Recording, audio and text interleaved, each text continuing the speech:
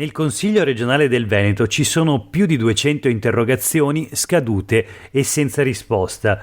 La più vecchia oggi compierà 3 anni esatti dalla sua presentazione. Porta la firma di Cristina Guarda, consigliera regionale di Europa Verde, ed è datata 6 novembre 2020. Lo Zaia Ter era iniziato da poco più di un mese. L'assessora deputata, Manuela Lanzarin, avrebbe dovuto rispondere entro il 21 dello stesso mese. Sono trascorsi 3 anni e ancora la Giunta non ha spiegato su quali basi giuridiche intenda procedere riguardo alla facoltà data ai veterinari di eseguire tamponi. Erano i giorni che vedevano l'infuriare della pandemia Covid. Evidentemente il contenuto del quesito ha perso ormai di significato, eppure nella pila di interrogazioni immediate e a risposta scritta presentate agli assessori regionali, scadute e in attesa di risposta, resta lì, rendendo plastica l'entità dei ritardi. Questo è Sveglia Veneto, il primo podcast dedicato all'informazione vista da nord-est. Io sono Jack Calcetto, oggi è lunedì 6 novembre 2023. La prima notizia del giorno riguarda il Veneto, una regione senza risposte. Questo il titolo della puntata di oggi, senza risposte perché la giunta regionale guidata da Luca Zaia non risponde alle interrogazioni presentate in consiglio regionale dagli esponenti delle varie forze politiche, spesso anche da esponenti della maggioranza stessa. E allora vediamo la notizia sulle pagine dei quotidiani del gruppo Gedi, anzi del gruppo NEM. L'articolo è di Laura Berlinghieri. In consiglio regionale più di 200 interrogazioni scadute e senza risposta.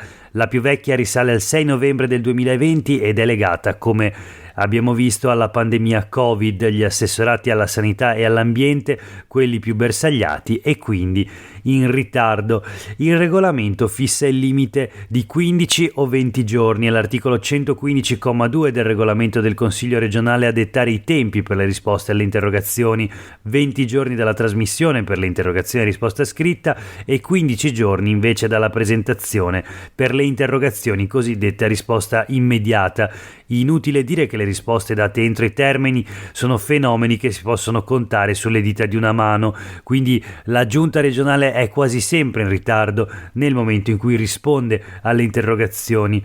Eppure il regolamento sarebbe chiaro: gli assessorati più bersagliati dalle richieste e in conseguenza più in ritardo, abbiamo detto, sono quelli della sanità e all'ambiente. I ritardi possono essere di diversi anni, ci sono interrogazioni risalenti all'inizio della legislatura. Un esempio di interrogazione scaduta e ancora in attesa di risposta, scrive Laura Berlinghieri, è quella presentata il 9 settembre 2022 dalla capogruppo del Movimento 5 Stelle Erika Baldin.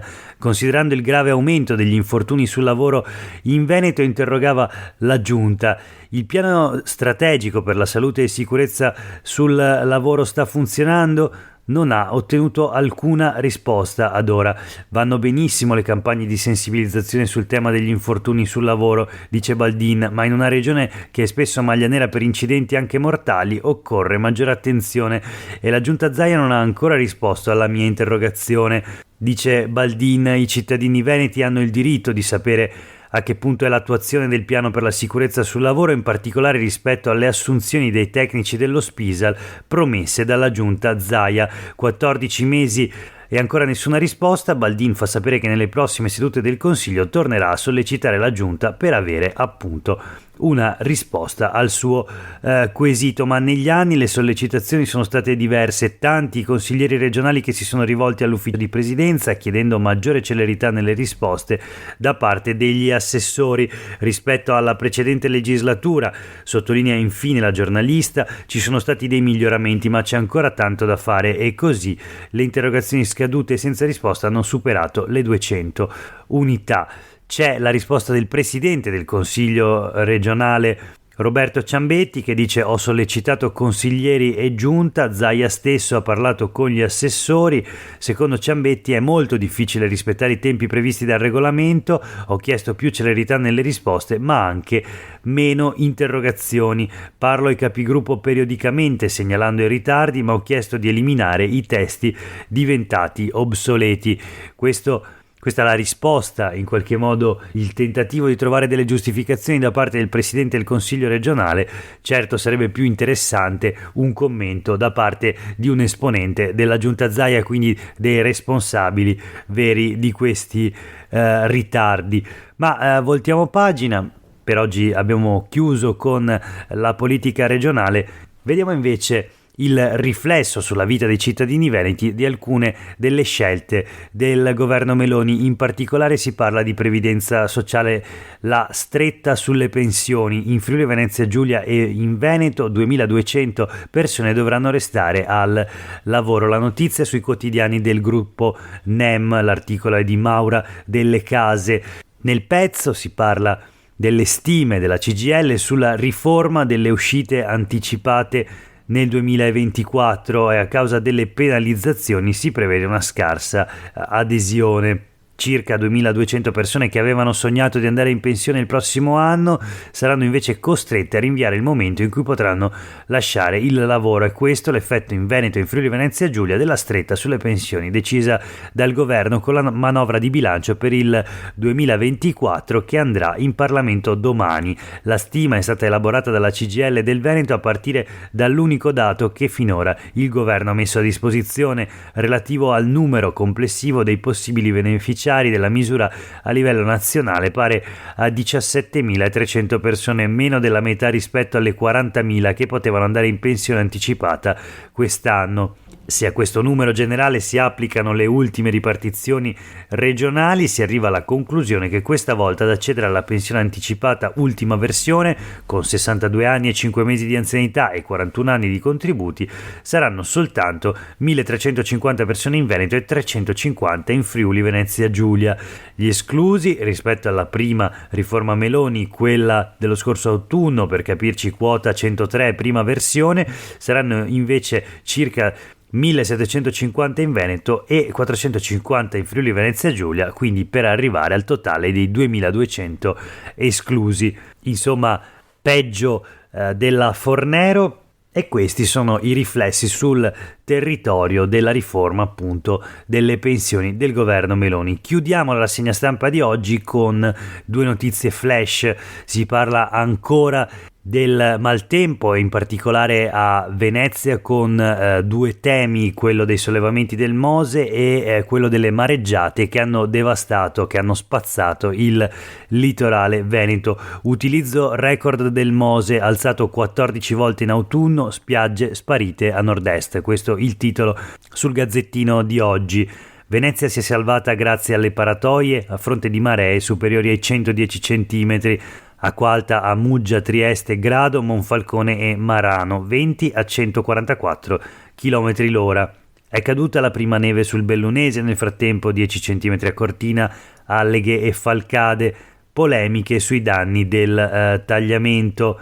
Questo per quanto riguarda appunto il maltempo dei giorni scorsi. L'ultima notizia di oggi invece riguarda una iniziativa di solidarietà contro il razzismo, in campo con il segno nero sul viso, stop al razzismo. Siamo a Treviso, la protesta è dei baby giocatori del Fossalunga e della sfidante Godighese. L'idea dopo gli insulti a un compagno, il precedente del 2001 in B per Omolade, ma insomma si parla dell'iniziativa di due squadre di calcio giovanili. Il nemico da battere era il razzismo, scrive il giornalista Michele Beghin, e ci sono riusciti alla grande. 20 giorni fa un baby giocatore del Fossalunga era stato ricoperto di insulti razzisti ed era scoppiato a piangere. Ieri i suoi compagni di squadra e anche gli avversari della Godigese sono scesi in campo con 3 strisce nere sulle guance in segno di solidarietà. La più bella pagina della domenica calcistica arriva dalla Marca trevigiana, dal campo di Vedelago, dove il Fossalta ha affrontato in casa la Godigese.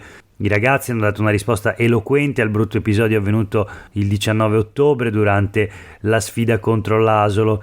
Il gesto, come abbiamo visto, ha contagiato pure i giocatori avversari. Anche lo sfidante, infatti, venuto a sapere dell'iniziativa, ha condiviso l'iniziativa a sorpresa. I suoi atleti sono scesi in campo con le strisce nere dipinte sul viso, per ribadire quindi che gli unici colori che contano sono quelli delle casacche. Nessuno deve essere insultato o discriminato per il colore della pelle. Due squadre avversarie che ieri, prima del fischio di inizio, si sono unite contro un nemico comune che purtroppo continua ad avvelenare lo sport e il calcio in particolare a tutti i livelli, dalle giovanili alla Serie A. Come ha sottolineato il responsabile del Fossalunga in una lettera contro il razzismo, un fenomeno che in passato ha segnato pesantemente lo sport della Marca. E poi c'è il ricordo appunto del gesto eclatante dei giocatori del Treviso nel 2001 in solidarietà al giocatore nigeriano Hakim Omolade, morto tra l'altro un anno fa. Nel 2001 erano scesi in campo con il volto dipinto di nero in segno di solidarietà nella gara contro il Genoa. Il responsabile del settore giovanile dichiara: si era parlato di sanzioni ma non è stato fatto nulla, ciò è inaccettabile. Vince comunque la solidarietà in campo con l'iniziativa delle due squadre giovanili. Per oggi è davvero tutto, grazie per aver ascoltato questa puntata di Sveglia Veneto. A tutte e tutti voi una buona giornata.